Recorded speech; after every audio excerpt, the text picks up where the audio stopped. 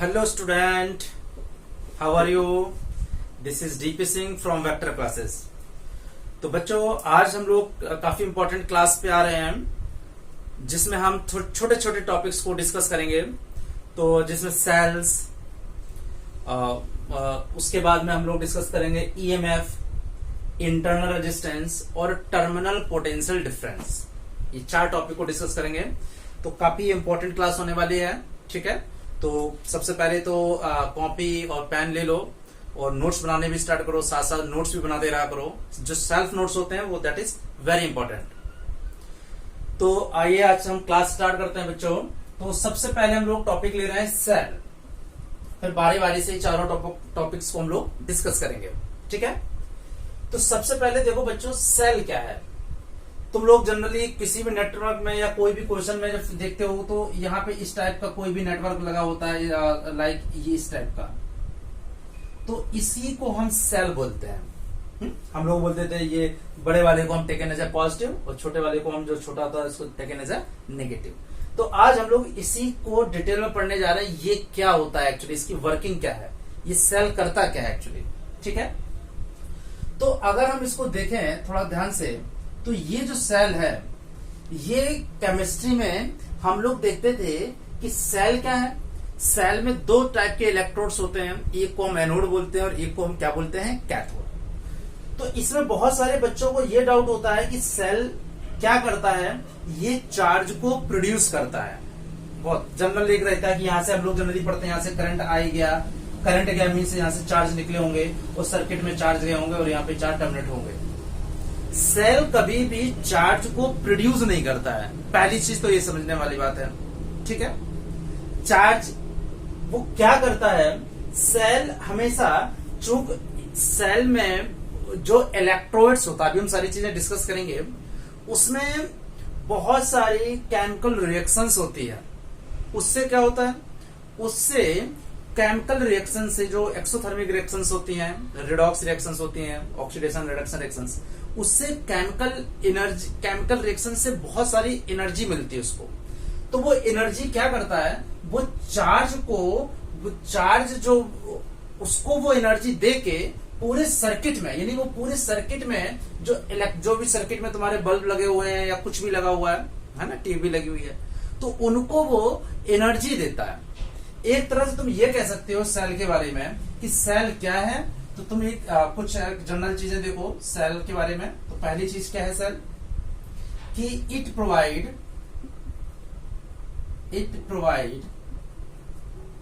Electrical energy, या it provide energy to the component of the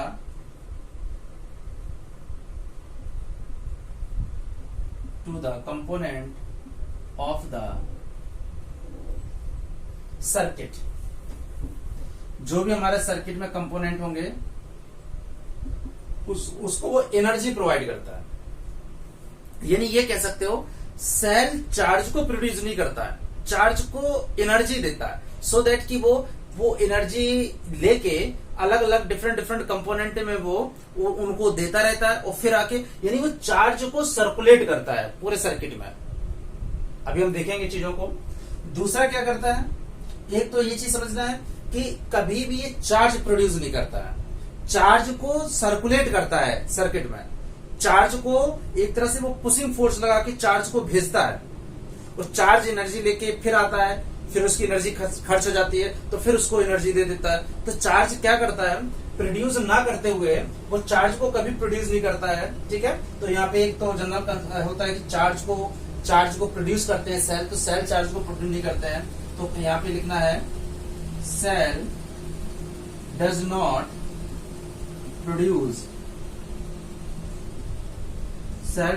produces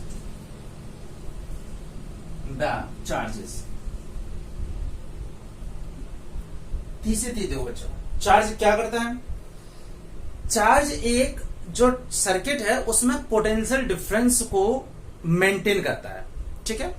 यानी जो potential difference है, क्योंकि जब तक पोटेंशियल का डिफरेंस नहीं होगा तब तक सर्किट में करंट प्रोड्यूस नहीं होगा। तो सेल क्या करता है, सेल उस सर्किट में, वो जो सेल है वो उसमें पोटेंशियल डिफरेंस को मेंटेन करता है, ठीक है। तो ये कह सकते हो सेल या इट मेंटेन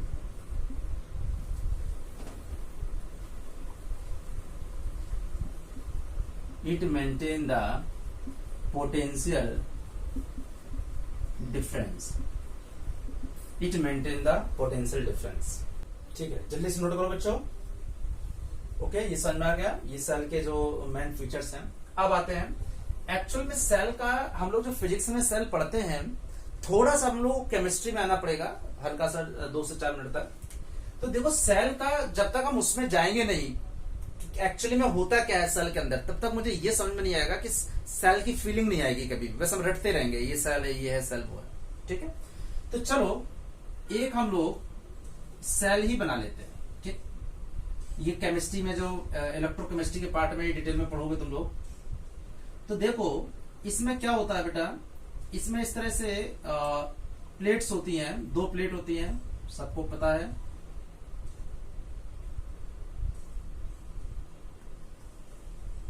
एक प्लेट को हम एनोड बोलते हैं, दूसरे प्लेट को हम लोग कैथोड बोलते हैं, ठीक है। ओके, तो एक ये एक्चुअली लिक्विड भरा होता है जिसको हम इलेक्ट्रोलाइट्स कहते हैं, इलेक्ट्रोलाइट सॉल्यूशन होता है ये। तो इसको हम लोग बोलते हैं इलेक्ट्रोलाइट सॉल्यूशन। ये क्या होता है बेटा, जिसमें प्लेटें ये डूबी हुई होती है, केमिकल्स होते हैं इसमें, तो उसको हम इलेक्ट्रोलाइट सॉल्यूशन कहते हैं, ठीक है। ये कंडक्टिंग होता है, कंडक्शन होता है, बहुत सारे चार्ज आयंस इधर होते हैं, और इसको हम, इस दोनों को हम इलेक्ट्रोड्स बोलते हैं कॉमन फॉर्म में। हम ये बोलते हैं कि 2 प्लेटें होती हैं, इनको हम इलेक्ट्रोड्स बोलते हैं। ये एक सेल है, ये पूरा सेल मैं ये बताने चाह रहा हूं, इसकी सेल के अंदर की मैकेनिज्म को समझाना चाह रहा हूं, ठीक है। अब देखो एक को हम लोग एनोड बोलते हैं, पता है सबको, और दूसरे को हम लोग कैथोड बोलते हैं। ओके बेटा, तो एनोड और दूसरा कैथोड हो गया। This is the external resistance, ये समझ लो ये बल्ब है या कुछ भी है, वो कुछ भी एक एक्सटर्नल डिवाइस है, ठीक है, आर लगा हुआ है।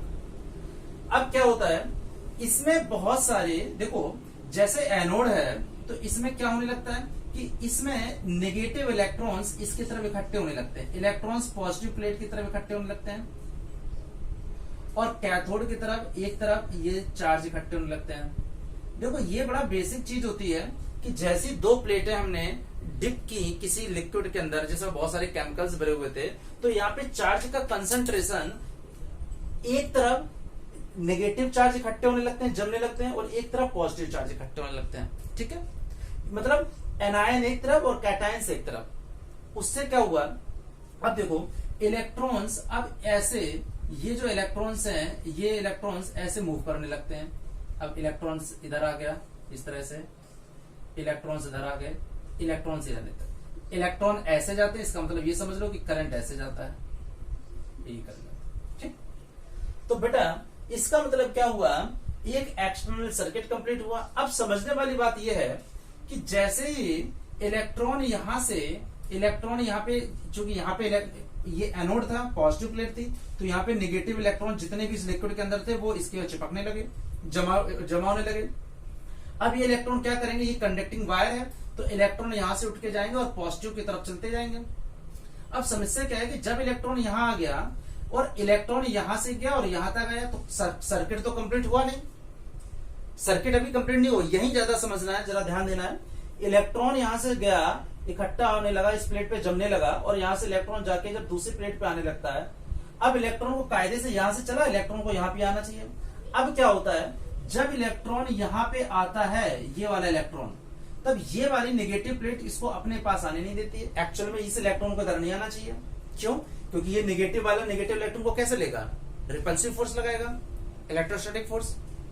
लेकिन यही सेल का नेचर होता है।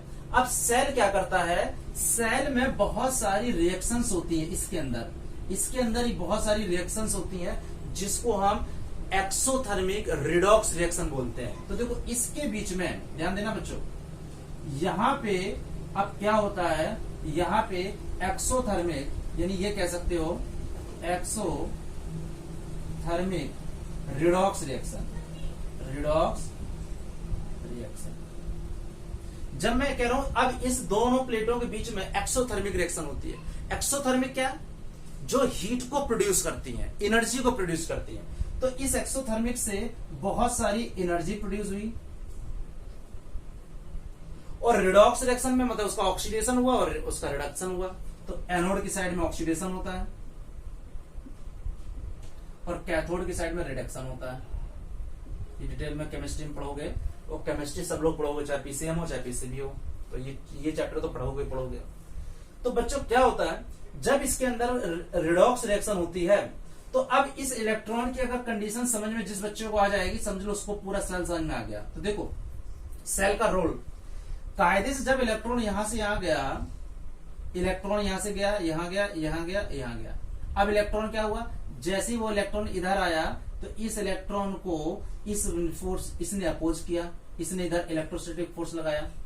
वो इलेक्ट्रॉन को अपने प्लेट पे नहीं आने पाएगा क्योंकि प्लेट नेगेटिव है, सॉरी ये यहाँ पे बहुत सारे इलेक्ट्रॉन्स जमा हो गए तो वो इलेक्ट्रॉन को रिपेल करेगा।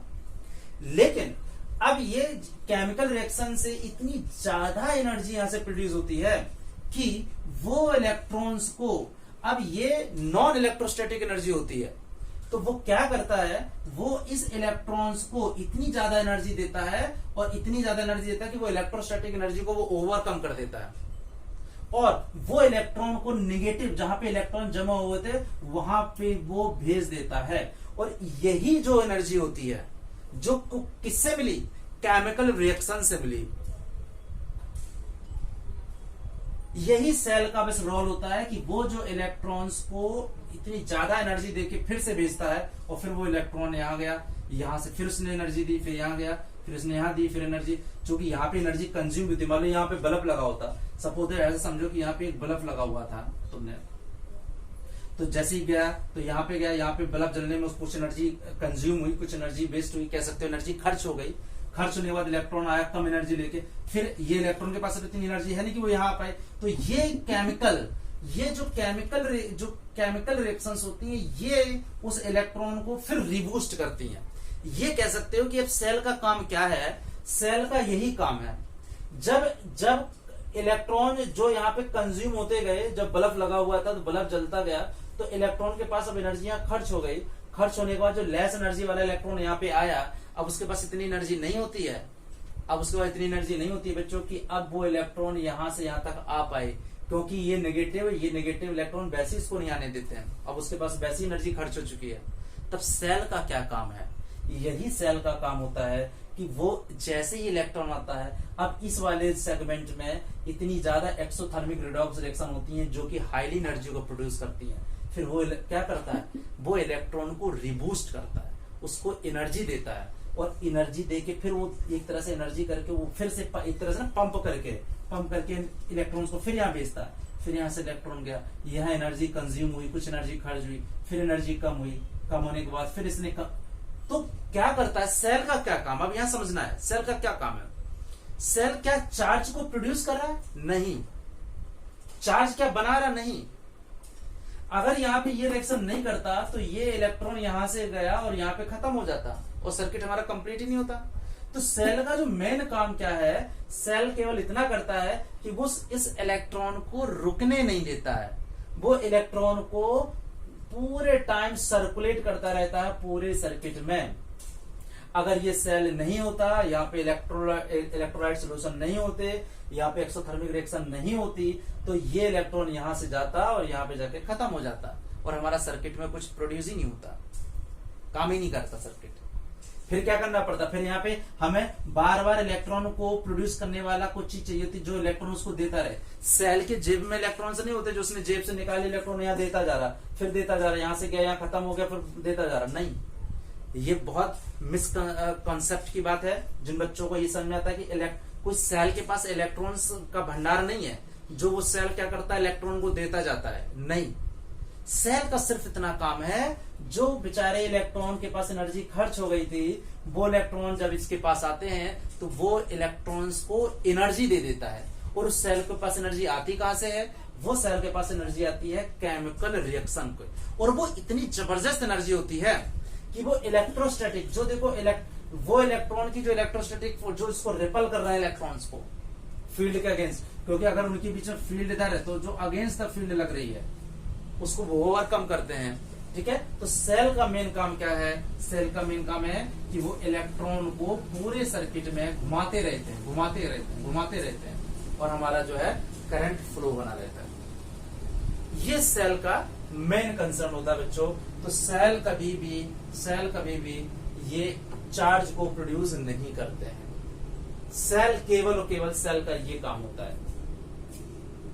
ठीक है, और इसमें हम रिएक्शंस पे नहीं जा रहे हैं इसकी, क्योंकि फिर तो वो केमिस्ट्री का ही पूरा चैप्टर हो जाएगा। हम केवल यहाँ पे फिजिक्स की बात कर रहे हैं। ओके बेटा, तो यहां तक समझ में आ गई सेल का मेन काम क्या था। सेल का मेन काम था बेटा यहां पे उसको एनर्जी देना और सर्किट में उसको घुमाते रहना, यही सेल का काम है। ठीक है, इसका मतलब क्या होगा? अगर हम यहाँ पे एक चीज देखें, ये पॉजिटिव है और यहाँ पे निगेटिव है। ये सेल को थोड़ा सा और हम देख लेते हैं, जो हम लोग ये सेल बनाया करते थे। ठीक, ये है पॉजिटिव और ये नेगेटिव।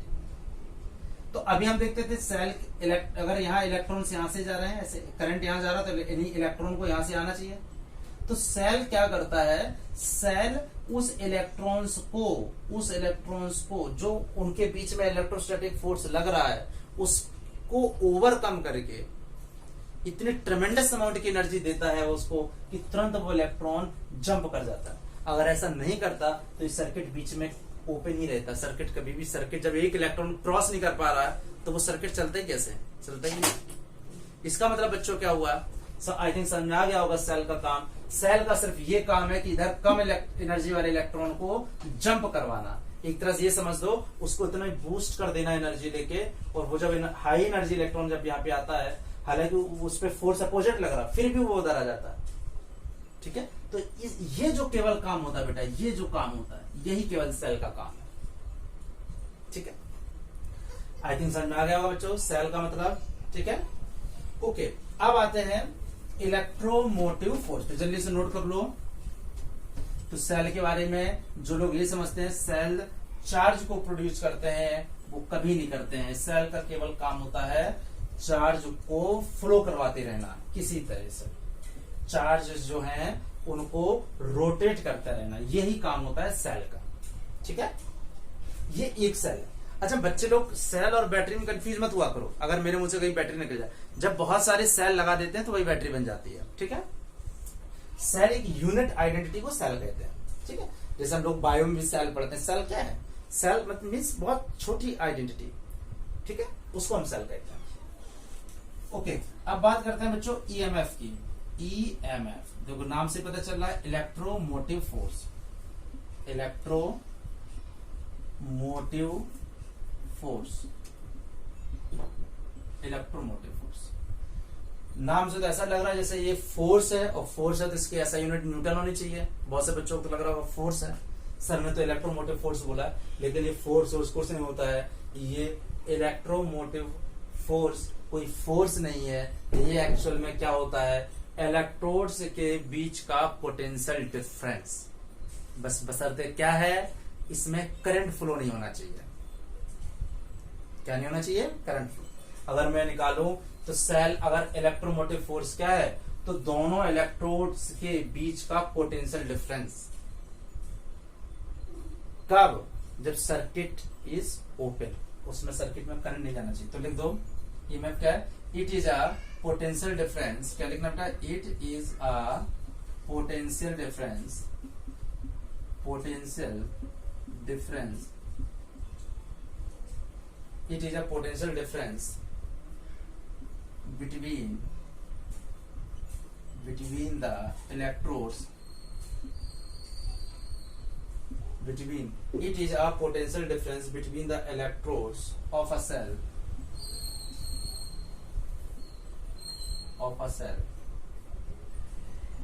when no current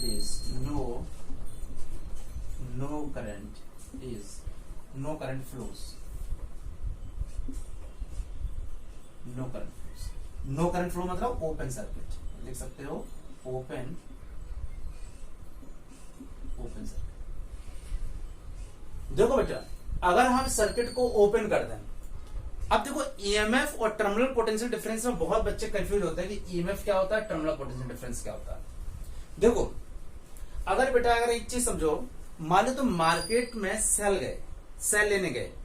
मान लो तुम्हें फॉर एग्जांपल टॉर्च के लिए सेल चाहिए था, या टीवी में रिमोट भी में सेल लगता है, या टॉर्च होती है ना, गांव में जलाते टॉर्च, सेल हर में पड़ता है, रिमोट में है मान लो। तो जब सेल गए कि भाई तुम्हें सेल, एक बुक शॉप में सेल लेने गए, तो उसमें मान लो लिखा था 20 वोल्ट। अभी उसमें कोई करंट सप्लाई नहीं हो रहा, अभी आपने सर्किट में उसको इनबिल्ड नहीं किया। जब वहां पे लिखा है 20 वोल्ट, तो ये 20 वोल्ट यही ईएमएफ होता है। ईएमएफ का मतलब क्या हुआ कि जब ओपन सर्किट हो, वो हम केवल यहां पे इस तरह से समझो कि मैं केवल मान लो सेल ले आया, ये सेल है मान लो फॉर एग्जांपल, ये सेल है। अब इस सेल पे यहां पे लिखा हुआ है 20 वोल्ट, ये 20 वोल्ट ईएमएफ होता है। मतलब इलेक्ट्रोड्स के बीच का potential difference, this is electromotive force. और इसकी जो ऐसा यूनिट होती है बच्चों, ऐसा यूनिट होती है, ये क्या होती है, ये वोल्ट होती है। ठीक है। जब सर्किट ओपन हो तो उनके बीच में जो पोटेंशियल डिफरेंस होगा, देखो पोटेंशियल डिफरेंस क्या होगा। मान लेते हैं इस पे पोटेंशियल डिफरेंस B पॉजिटिव है और इस पे पोटेंशियल डिफरेंस V नेगेटिव है। तो पोटेंशियल डिफरेंस क्या हो जाएगा, डिफरेंस कैसे लेना है, अगर मुझे निकालना हो पोटेंशियल डिफरेंस, अगर मुझे निकालना तो B positive minus B negative, और माइनस है और ये ऑलरेडी नेगेटिव है, ये नेगेटिव है। मान लेते हैं यहां पे 6 वोल्ट का होता है, 6 वोल्ट का, और यहाँ पे माइनस 4 वोल्ट होता है, तो डिफरेंस क्या हो जाता है, 6 माइनस माइनस ऑफ 4, तो यहाँ 10 वोल्ट नहीं हो जाता। तो पोटेंशियल डिफरेंस एक्चुअली में क्या हो गया, B positive plus V negative, this is the EMF, this is the EMF. और इसको हम E से डिनोट करते हैं, B positive plus B negative, यानी potential difference between the potential difference of electrodes. क्या कह रहा है, it is the potential difference between the electrodes, potential difference of electrodes of a cell when no current flow through the circuit, यानी open circuit होना चाहिए। इस तरह से यहाँ पे मान लो कोई यहाँ पे ओपन सर्किट होना चाहिए, करंट फ्लो ना हो। या जब तुम मार्केट से सेल ला रहे हो, उसमें अगर 20 वोल्ट लिखा हुआ है, तो जो 20 वोल्ट है वो ईएमएफ है, जब तक कि उसमें करंट फ्लो नहीं हो रहा। अभी तुम सेल ला रहे हो, कोई करंट फ्लो तो नहीं हो रहा। ठीक है। तो जब ये ओपन सर्किट है, ये केवल बाहर रखा हुआ है, तो ये 20 वोल्ट ये इसका ईएमएफ होता है। ईएमएफ का कोई मतलब फोर्स से नहीं है, इसका मतलब केवल पोटेंशियल डिफरेंस से होता है। मतलब जब एक चार्ज गया इस एक्सटर्नल रेजिस्टेंस में, तो उसे कितना वर्क करना पड़ा। अभी मैं इसकी सेकंड डेफिनेशन पे आ रहा हूं, पहले इसको जल्दी से नोट कर लो बच्चों, फटाफट नोट करो और नोट जरूर बनाते रहा करो। जो बच्चे नोट्स नहीं बनाते, मैं इसकी सेकंड डेफिनेशन पे आ रहा हूं कि ईएमएफ का मतलब क्या होता है, इलेक्ट्रोमोटिव फोर्स का। ठीक है। Potential difference between the terminal. देखो दूसरा डेफिनेशन क्या है, बहुत सारी बुक्स में मिल जाएगा। दूसरी देखो, दूसरा बेटा अगर मुझे निकालना हो ईएमएफ, तो ईएमएफ का मतलब, इसको हम लोग ऐसे लिखते हैं स्मॉल ई। इसको रिविजन करने का तरीका क्या होता है, जनरली बुक में से स्मॉल ई ऐसे रिविजन करते हैं। तो देखो इसका ईएमएफ का अगर मैं डेफिनेशन देखूं, तो डेफिनेशन क्या है, कोई देखो अगर मुझे पोटेंशियल निकालना हो तो मुझे पता होता वर्क अपॉन चार्ज। मुझे पता होता कि जो पोटेंशियल क्या होता है, वर्क अपॉन चार्ज। अगर हम चार्ज को यूनिट ले लें, तो यूनिट चार्ज को one place to another place में जो वर्क करना पड़ता है वही पोटेंशियल है। ये हमने पढ़ा है सेकंड चैप्टर में। ठीक है। तो अगर हम देखते हैं इसी सेल में, अगर यूनिट चार्ज को एक पॉइंट से दूसरे पॉइंट, एक पॉइंट से पूरे सर्किट में घुमाने के लिए जितना मुझे वर्क करना पड़ेगा, यूनिट चार्ज को 1 पॉइंट से लेके यहां तक आने में जितना वर्क करना पड़ेगा, वही ईएमएफ होता है। देखो अगर किसी सर्किट में एक चार्ज को घुमाना है, तो उस चार्ज को घुमाने के लिए तुम्हें 2 तरह के काम करने पड़ेंगे। देखो क्या, पहला काम क्या है, जो बेटा एक्सटर्नल रेजिस्टेंस लगा हुआ है, इसके अगेंस्ट तुम्हें कुछ वर्क करना पड़ेगा, यानी पोटेंशियल डिफरेंस इसके अगेंस्ट, प्लस यहां पे जो इंटरनल है, इंटरनल आयंस है, इंटरनल, इसी को हम आगे चल के इंटरनल रेजिस्टेंस कहेंगे। ये इलेक्ट्रॉन्स को ऐसे नहीं आने देता, इसमें बहुत सारे ये क्या करता है, लिक्विड आयंस, ये बहुत सारे इसमें कॉलिजन्स होते हैं, और ये एक बहुत ज्यादा रेजिस्टेंस भी ऑफर करते हैं। इसी को हम इंटरनल रेजिस्टेंस कहते हैं। अभी हम आएंगे इंटरनल रेजिस्टेंस पे, तो यही इंटरनल रेजिस्टेंस होता है। तो अभी हमें अगर निकालना है तो होता क्या है, अगर हम समझ लो ऐसे, जो हम एक यूनिट चार्ज को, एक तो ये हो गया एक्सटर्नल सर्किट, एक्सटर्नल सर्किट के अगेंस्ट, क्योंकि एक्सटर्नल सर्किट है तो उसमें रेजिस्टेंस होगा, तो उसके अगेंस्ट उसको वर्क करना पड़ेगा, पहली चीज।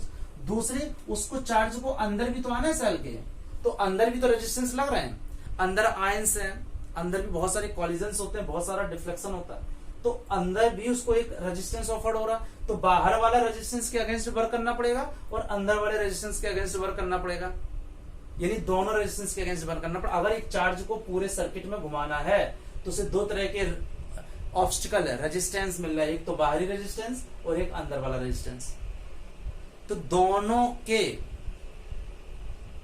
अगेंस्ट जो तुम्हें वर्क करना पड़ेगा वही हम बोलते हैं ईएमएफ। यानी एक चार्ज को, बेचारे चार्ज को दो तरह के लोगों से लड़ना पड़ता है, एक तो बाहरी लोगों से और दूसरा अंदर के लोगों से, उसके घर में ही बैठा हुआ है, उसकी टांग आने वाला। तो चार्ज को एक तो बाहरी रेजिस्टेंस के अगेंस्ट उसको वर्क करना पड़ता है और एक अंदर वाले रेजिस्टेंस के अगेंस्ट वर्क करना पड़ता है, जिसको हम इंटरनल रेजिस्टेंस बोलेंगे।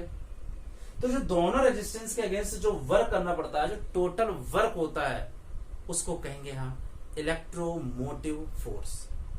ठीक है, तो ये दूसरी डेफिनेशन हो गई। इसलिए जल्दी से समझ लो इसको, हम लोग इसको बोला करेंगे कि जो work done by a cell in carrying a unit charge along the circuit, यानी एक यूनिट चार्ज को अगर मुझे पूरे सर्किट में अगर उसको घुमाना है तो हम उसको कहेंगे कितना वर्क करना पड़ा। यानी अगर मुझे इसको निकालना है तो मैं कहूंगा work done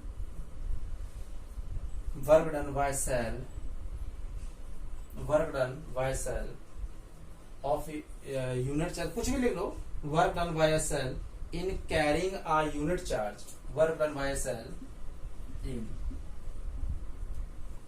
carrying a unit charge ताकि Q1 हो जाए, unit charge, work done by a cell in carrying a unit charge through the circuit, मतलब एक पूरे सर्किट में उसको घुमाने के लिए कितना वर्क करना पड़ेगा। ठीक है, थ्रू द या अलोंग, कुछ भी लिख दो, अलोंग द क्लोज्ड सर्किट। मतलब अभी मैंने बोला कि यहां से यहां तक लाने में जो से वर्क करना पड़ेगा, और वर्क उसको दो लोगों के खिलाफ करना पड़ेगा, एक तो external resistance, work external resistance plus work internal resistance. तो जो वर्क एक्सटर्नल रेजिस्टेंस है, यही अगर मुझे ये बोलना, अगर मुझे कहूं वर्क एक्सटर्नल रेजिस्टेंस तो वो पोटेंशियल हो गया, और वर्क इंटरनल रेजिस्टेंस वो वीडीएस हो गया। देखो वही चीज आएगी, यही सेम वही आएगा, क्योंकि एक सर्किट, पूरे सर्किट में अगर एक चार्ज को दौड़ाना है तो दो तरह के रेजिस्टेंस ऑफर्ड हो रहा है, एक तो ये आखिरी बाहरी रेजिस्टेंस, इसको मैंने V बोल दिया, और अंदर रेजिस्टेंस V डैश बोल दिया, तो टोटल ईएमएफ क्या हो गया, V प्लस V डैश। बाहरी वाले के अगेंस्ट वर्क डन, क्योंकि यूनिट चार्ज है इसलिए हमने W अपॉन Q को V बोल दिया, Q1 हो गया, और ये अंदर वाला, तो यही तो आया था, अभी मैंने यही तो निकाला था, तो ये क्या हो गया, पोटेंशियल ऑफ द सेल। तो ईएमएफ एक्चुअल में दो पोटेंशियल का सम होता है।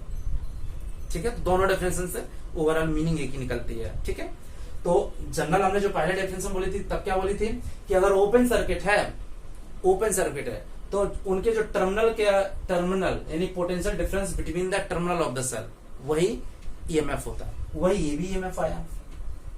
टर्मिनल में जो पोटेंशियल डिफरेंस होगा वो क्या होगा, potential difference through the external circuit, potential difference through the internal circuit, तो दोनों पोटेंशियल को ऐड कर दिया, ईएमएफ हो गया। तो ईएमएफ एक्चुअली में V प्लस V डैश होता है।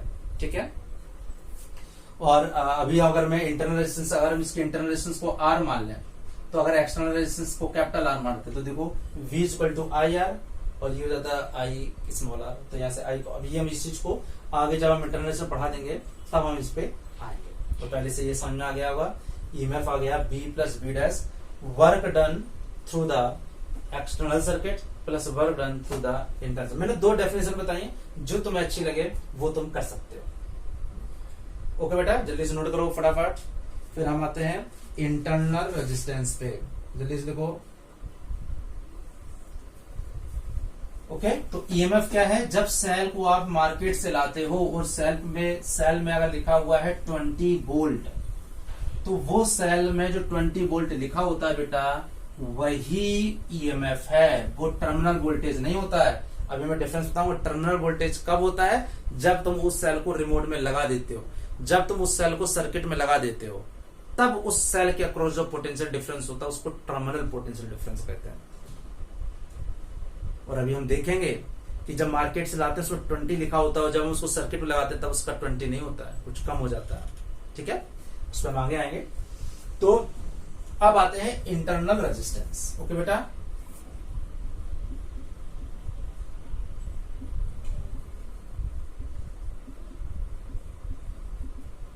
Internal resistance. तो देखो इंटरनल रेजिस्टेंस क्या है? अभी मैंने बताया, ये इस लिक्विड के अंदर बहुत सारे केमिकल्स होते हैं, बहुत सारे आयंस होते हैं, वो क्या इलेक्ट्रॉन को बड़े आसानी से आने दे रहे हैं? नहीं आने दे रहे हैं। ये बहुत ज्यादा रेजिस्टेंस भी लगाते हैं, ये इलेक्ट्रॉनों को इतनी आसानी से तो आने नहीं देंगे। तो फिर क्या करते हैं? इनमें बहुत सारे ऑब्स्टिकल होते हैं उस सेल के अंदर। ये कह सकते हो सेल के अंदर, सेल के साथ बेचारे दो तरह के दुश्मन है।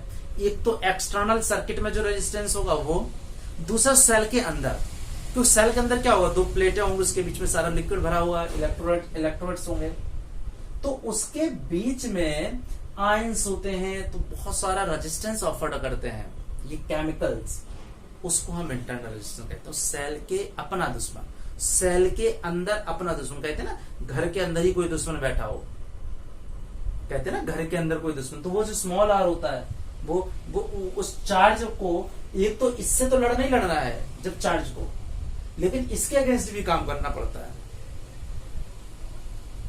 तो उसको ही हम इंटरनल रेजिस्टेंस कहते हैं। यानी कह सकते हो कि resistance offered by the electrolytes of the cell. ठीक है, कह सकते हो resistance offered, resistance offer by the electrolytes of the cell. Resistance offered by the electrolyte of the cell to the flow of current, to the flow of to the flow of current between the electrodes,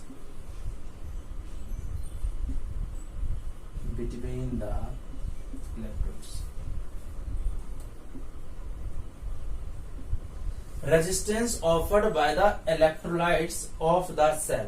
cell का जो liquid है वो जब resistance लगाता है, flow of current between the electrodes, इन electrodes के बीच में, इन प्लेटों के बीच में जब इलेक्ट्रॉन्स को वो बहुत सारी दिक्कत का सामना होना पड़ता है उसके अपनी कमी की वजह से, क्योंकि उसके सेल के अंदर खुद लिक्विड उसका विरोध कर रहा है, उसको इंटरनल रेजिस्टेंस कहते हैं। क्या कहते हैं उसको? उसी को हम इंटरनल रेजिस्टेंस कहते हैं, और इसको हम स्मॉल आर से डिनोट करते हैं। सर्किट में दो तरह के होते हैं, एक कैपिटल आर जो एक्सटर्नल होता है, और एक स्मॉल आर जो इंटरनल रेजिस्टेंस होता है। अब इंटरनल रेजिस्टेंस बहुत सारी चीजों पर डिपेंड भी करता है। ठीक है, पहले देखो जल्दी से, फिर ये डिपेंड इस पे देखते हैं। एक तो नेचर ऑफ इलेक्ट्रोड्स पे डिपेंड करेगा, तो किन किन चीजों पे डिपेंड करता है उस पर भी आते हैं। पहले लिख लिया है डेफिनेशन, जल्दी से लिखो फटाफट बच्चों, जल्दी से लिखो, नोट जरूर बनाया करो।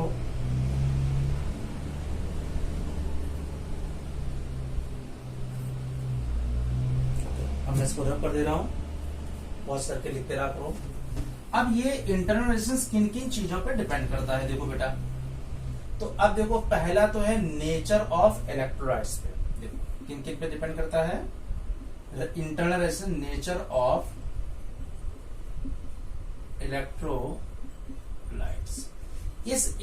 इसमें केमिकल, इसमें लिक्विड जो भरा जाता है वो केमिकल का नेचर कैसा है, कितनी एनर्जी को वो प्रोड्यूस कर सकता है या क्या है, क्योंकि इलेक्ट्रॉन्स, क्योंकि यही लिक्विड तो इसके पीछे भरा हुआ है, यही इसको रेजिस्टेंस ऑफर कर रहा है, तो उसके नेचर पे वो उसका कैसा नेचर है। या ये कह सकते हो कि अगर हाईली कंसंट्रेटेड होगा तो ज्यादा रेजिस्टेंस देगा, यानी कंसंट्रेट जितना डाइल्यूट होगा तो उसमें आयंस की संख्या कम होगी तो वो कम रेजिस्टेंस दे पाएगा। ये समझ लो कि अगर कहीं मार्केट में भीड़ ज्यादा है तो तुम बहुत धीरे भी ब्रेक लगा के जाओगे गाड़ी को, क्यों? कंसंट्रेशन ज्यादा है, लोग कंसंट्रेटेड है, बहुत ज्यादा घने घने है, क्राउडेड है। लेकिन अगर वही बहुत डाइल्यूट लिक्विड होता तो बहुत तेजी से निकल जाते। यही काम ये होता है, जितना ज्यादा हाईली कंसंट्रेटेड लिक्विड होगा उतना ही रेजिस्टेंस ज्यादा अफोर्ड होगा। तो लिख सकते हो कि more concentration is larger resistance, या ये कह सकते हो internal resistance is proportional the it is proportional to concentration. It is proportional to the concentration. I think समझ में आ गया होगा। हाईली कंसंट्रेटेड होगा, जब ज्यादा कंसंट्रेटेड होगा तो उसमें आयंस की संख्या ज्यादा होती है। जब आयंस ज्यादा होंगे तो इलेक्ट्रॉन से वो हिड़ेंगे बिड़ेंगे, है ना, कॉलिजन्स होंगे तो वो फालतू का रेजिस्टेंस ज्यादा ही लगेगा, तो आर की वैल्यू ज्यादा होगी। जल्दी से लोगों, यानी मोर कंसंट्रेटेड मोर रेजिस्टेंस।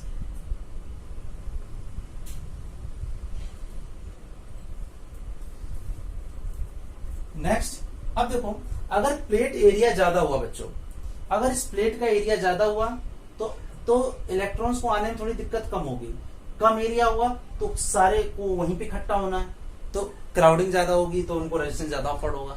मतलब अगर प्लेट एरिया ज्यादा हुआ तो रेजिस्टेंस कम होगा, यानी ये क्या कह सकते हो, internal resistance is inversely proportional to plate area. Common plate area जो होगी उसके इनवर्सली प्रोपोर्शनल होता है। तो लिख सकते हो कि इंटरनल रेजिस्टेंस यानी it is inversely proportional to common plate area. हम सीधे लिख दे रहे हैं प्लेट एरिया। आई थिंक समझ में आ रहा होगा। It is inversely proportional to the common plate area.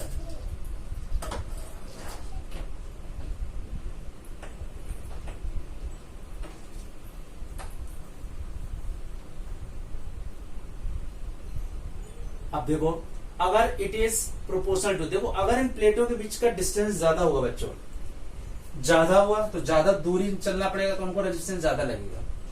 पास पास होंगे तो उनको डिस्टेंस कम करना पड़ेगा, तुरंत ही आ जाएंगे। मतलब क्या हुआ, अगर डिस्टेंस ज्यादा हुआ तो रेजिस्टेंस ज्यादा होगा।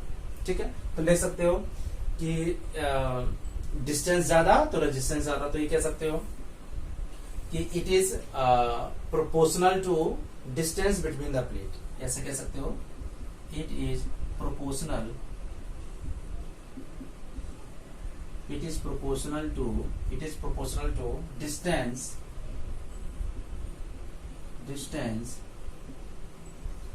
between plate। it is proportional to the distance between plate। Plate ज्यादा दूर होंगी, दूर होंगे प्लेट, तो उस इलेक्ट्रॉन को ज्यादा टाइम उस लिक्विड में रहना पड़ेगा, तो ज्यादा उसको रेजिस्टेंस लगेगा। और पास में है तो तुरंत जंप करके पहुंच जाएगा तो रेजिस्टेंस कम लगेगा। तो ये मैनुअल कुछ चीजें हैं, इतना डेप्थ में जाने की जरूरत नहीं है। तो इंटरनल रेजिस्टेंस आई थिंक समझ में आ गया होगा। इंटरनल रेजिस्टेंस क्या होगा, सेल के अंदर जो लिक्विड के वजह से वो टकराते रहते हैं आयंस के वजह से, और उसको पार करके ही इलेक्ट्रॉन को दराना है, उसको क्रॉस करना ही पड़ेगा इलेक्ट्रॉन्स को। ठीक है, तो इसलिए ये जो रेजिस्टेंस प्लेट के बीच में जो लिक्विड है, ये खुद लिक्विड उस इलेक्ट्रॉन्स को आने नहीं देते हैं, रोकते हैं, उसी को हम उसको इंटरनल रेजिस्टेंस कहते हैं। तो दो रेजिस्टेंस हो गए, एक तो सर्किट में बल्ब है तो उसका एक रेजिस्टेंस होगा, फिलामेंट होगा, उसको हम बोलेंगे एक्सटर्नल रेजिस्टेंस, और एक अंदर है तो इसको हम बोलेंगे इंटरनल रेजिस्टेंस। तो सर्किट में हमेशा दो तरह के रेजिस्टेंस होंगे, एक तो सर्किट का एक्सटर्नल और एक सेल के अपने खुद का रेजिस्टेंस, खुद का, यानी घर के अंदर खुद एक विरोध करने वाला बंदा बैठा हुआ है, ऐसा समझ सकते हो। तो इंटरनल रेजिस्टेंस समझ में आ गया होगा। ओके, अब आते हैं टर्मिनल पोटेंशियल डिफरेंस। ये भी काफी आसान है। देखो मैंने बोला नहीं तो पहले स्टार्टिंग में छोटे छोटे टॉपिक हैं। ठीक है, टर्मिनल पोटेंशियल डिफरेंस।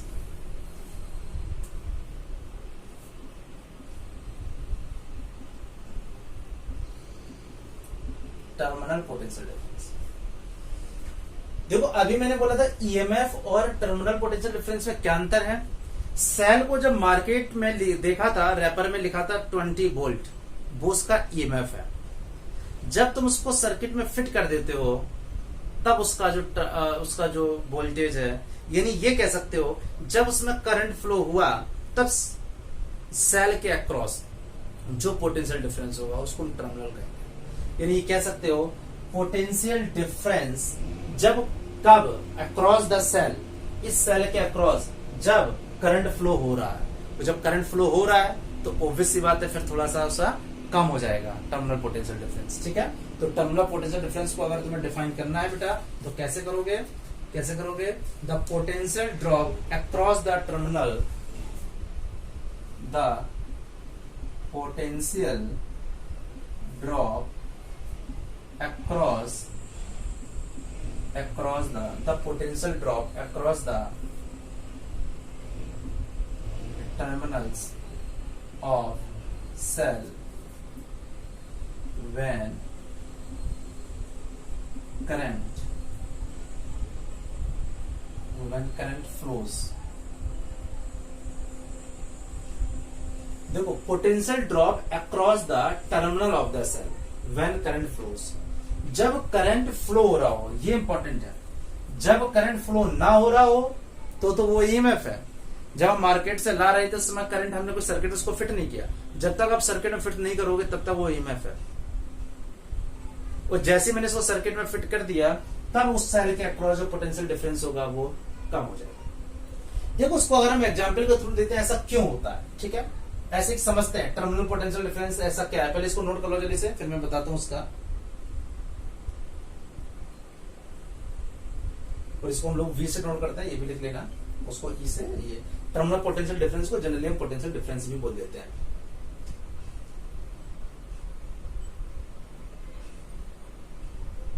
देखो अब अगर मुझे समझाना हो कि जब करंट फ्लो हो रहा हो, देखो तब क्या है, मान लो फॉर एग्जांपल ये सेल है, ठीक है, और सेल में ये इंटरनल रेजिस्टेंस है। एक चीज ध्यान रखना बच्चा, ये जो इंटरनल रेजिस्टेंस होता है ये सेल के अंदर ही होता है, सेल के अंदर, हम लोग लिखते बाहर है, ठीक है, क्योंकि अंदर पॉसिबल नहीं, इसलिए हम यहाँ पे लाइन बना देते हैं और हम ये कह देते हैं कि ये आर है और इसी को हम लोग सेल बोल देते हैं। ये हो गया वी ए और ये हो गया B B.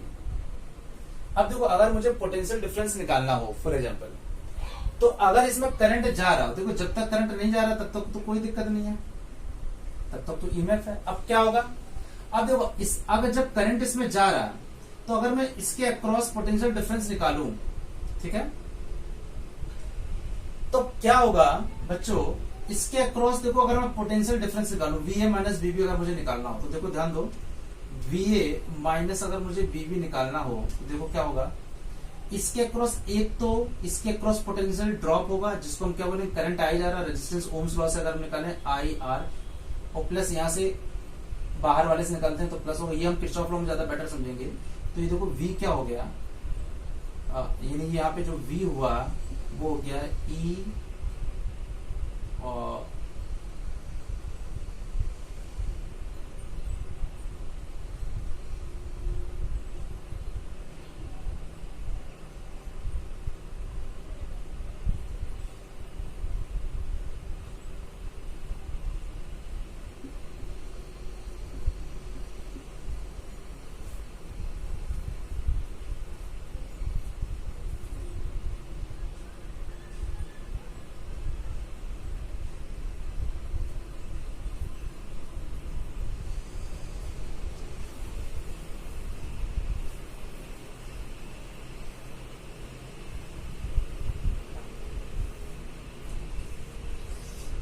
Terminal potential difference लिख लिया definition.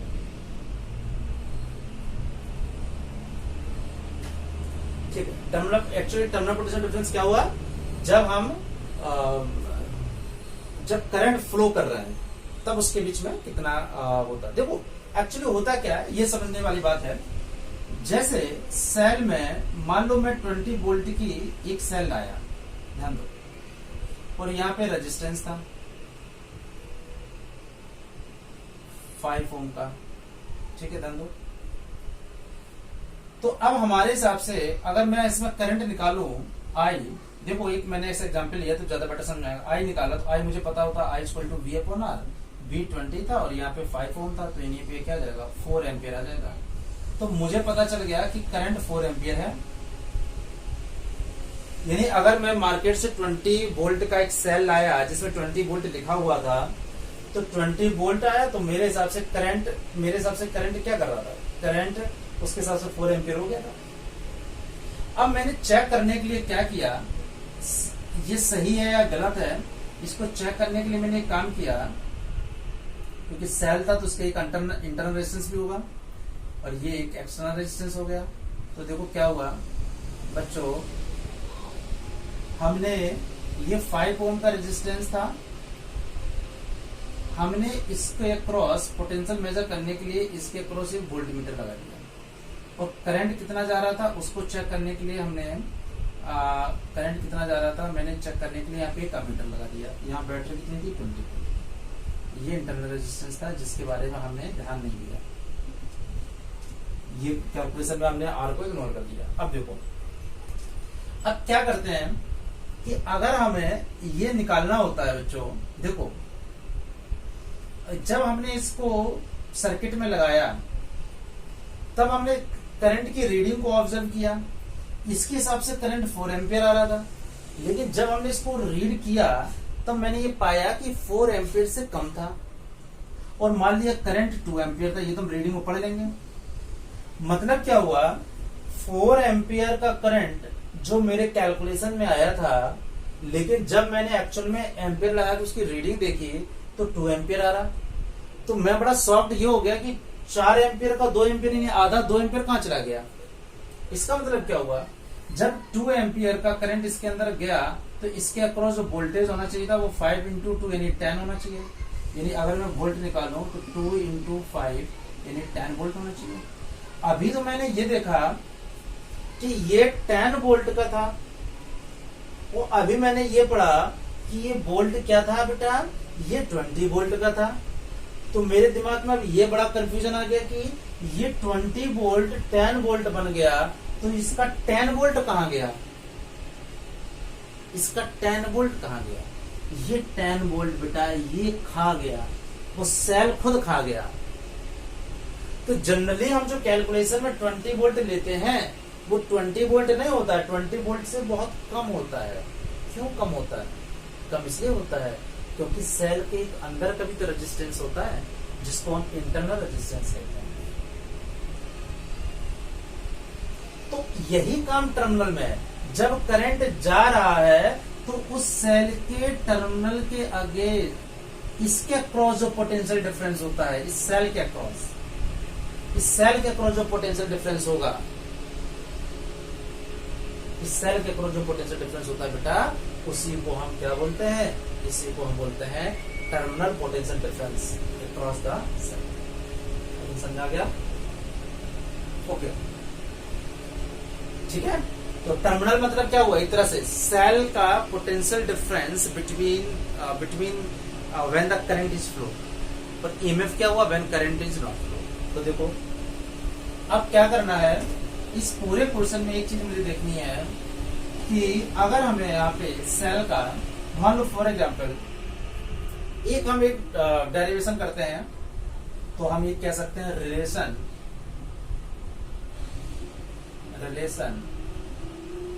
Between EMF terminal voltage और स्मॉल आर। ठीक है, सबका हम लोग रिलेशन देखते हैं। एक हम लोग सर्किट देख लेते हैं।